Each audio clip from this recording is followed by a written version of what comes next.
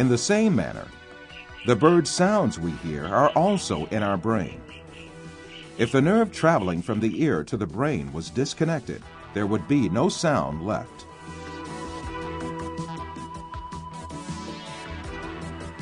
Put simply, the bird, the shape of which we see, and the sound of which we hear, is nothing but the brain's interpretation of electrical signals.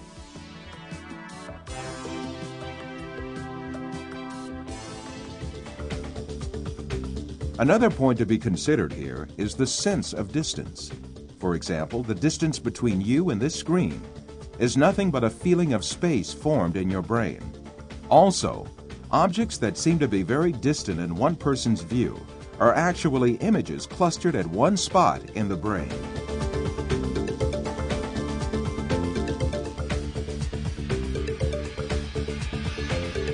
For instance, someone who watches the stars in the sky assumes that they are millions of light years away from him. Yet the stars are right inside himself and the center of vision of his brain.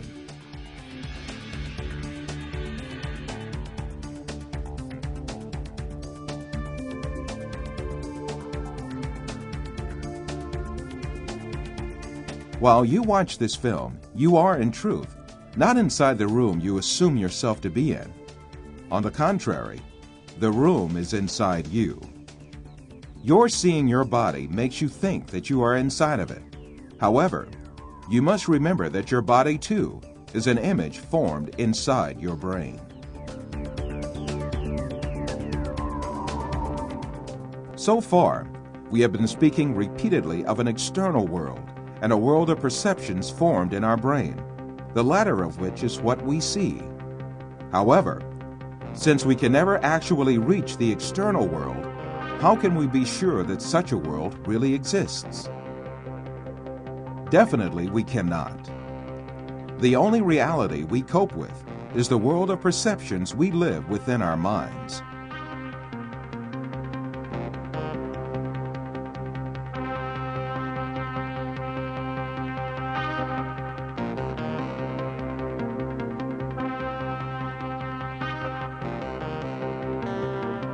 We believe in the existence of objects just because we see and touch them, and they are reflected to us by our perceptions.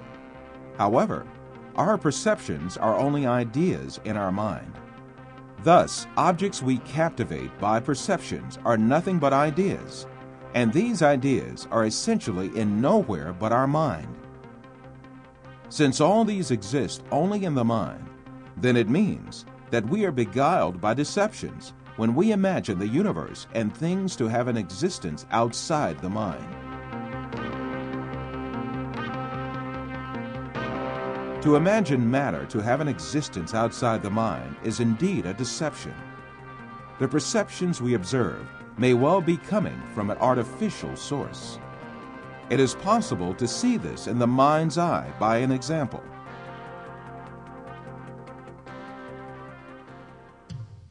First, let us suppose that we could take our brain out of our body and keep it alive in a glass jar. Let us put a computer in which all kinds of information can be recorded. Finally, let us transmit the electrical signals of all the data related to a setting, such as image, sound, and smell, to this computer. Let us connect this computer to the sensory centers in our brain with electrodes and send the pre-recorded data to our brain. As our brain perceives these signals, it will see and live the setting correlated with these. From this computer, we can send to our brain also signals pertaining to our own image. For instance, we can send to our brain the electrical correlates of such senses as sight, hearing, and touch that we perceive while we sit at a desk. In that state, our brain would think itself as a businessman sitting in his office. This imaginary world would continue as long as the stimulations keep coming from the computer. We would never realize that we only consist of a brain.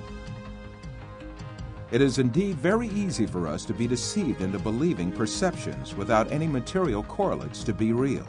This is just what happens in our dreams.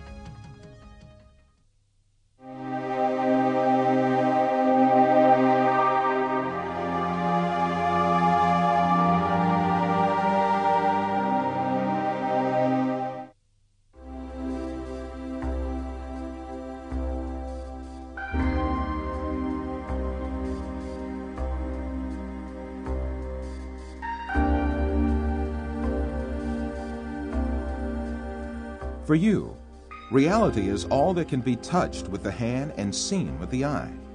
In your dreams, you can also touch with your hand and see with your eye. But in reality, you have neither hand nor eye, nor is there anything that can be touched or seen. Taking what you perceive in your dream to be material realities, you are simply deceived.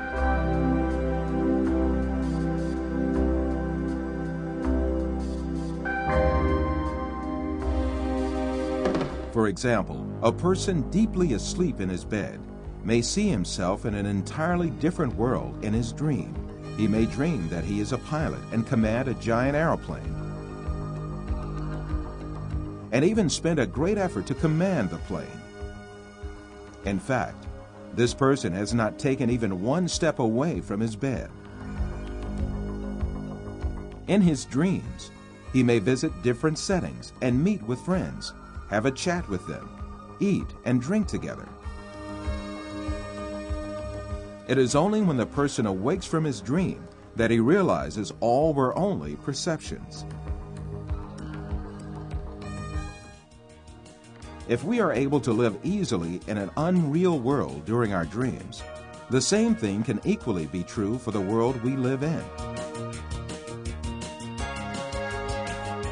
When we wake up from a dream, there is no logical reason for not thinking that we have entered a longer dream that we call real life. The reason we consider our dream to be fancy and the world as real is nothing but a product of our habits and prejudices. This suggests that we may well be awoken from the life on earth, which we think we are living right now, just as we are awoken from a dream.